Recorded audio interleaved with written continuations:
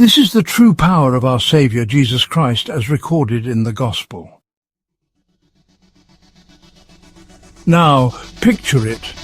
The disciples in a boat on a stormy lake, struggling against fierce winds and crashing waves.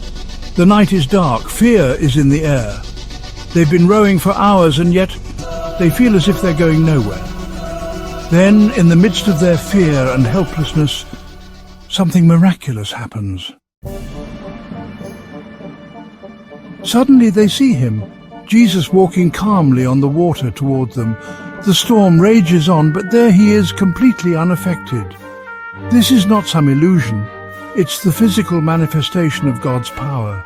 Jesus, take courage, it is I. Don't be afraid. Imagine the weight of those words. It is I. Not I am a prophet, not I am a teacher. No, it is I, the great I am, the same God who parted the Red Sea, the same God who spoke to Moses from the burning bush. Jesus is claiming his divinity here, and that should send shivers down our spines. Peter, ever bold, steps forward. He wants to experience the same thing Jesus is doing. So he calls out to Jesus, "Peter, Lord, if it's really you, tell me to come to you on the water." Now think about this. Peter was human, just like you and me. He wasn't some superhuman with extraordinary powers, but his faith in Jesus was what enabled him to take that first step. Jesus, come. And Peter gets out of the boat. Peter takes that step, one step on the water, and he begins to walk toward Jesus. The impossible becomes possible right before his eyes, but then something happens. He sees the wind, hears the waves, feels the storm around him. He starts to doubt. His faith wavers. And in that moment he begins to sink. The lesson is so clear here, friends. Peter was walking on water as long as his eyes were fixed on Jesus. The moment he took his focus off Jesus and focused on the storm, he started to sink. The storm didn't change. What changed was Peter's faith. When he took his eyes off the Saviour, fear crept in. "Lord, save me." But the moment he cried out, "Lord, save me," Jesus immediately reached out his hand and caught him. Jesus doesn't let him drown. No, he immediately saves him. "You of little faith, why did you doubt?" And then Jesus asks him, "You of little faith, why did you doubt?" This is not a condemnation. It's a loving rebuke. Jesus is reminding Peter of the truth. With faith in him, all things are possible.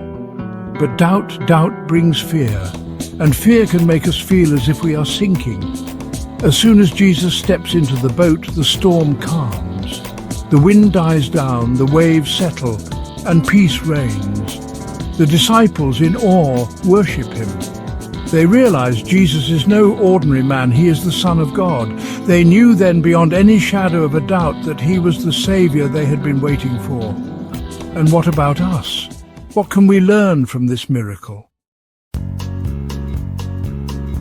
It's simple.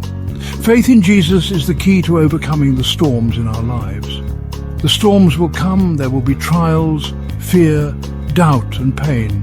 But as long as our eyes are fixed on Jesus, we can walk on water too, not because of who we are, but because of who he is.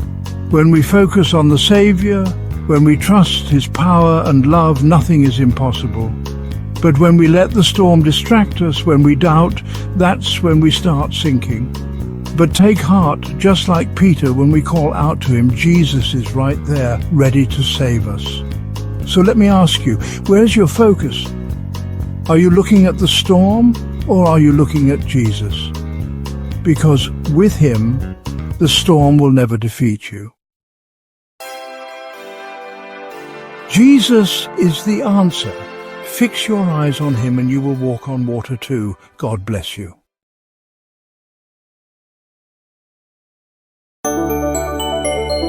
May the rest of your day be a blessed one in Jesus.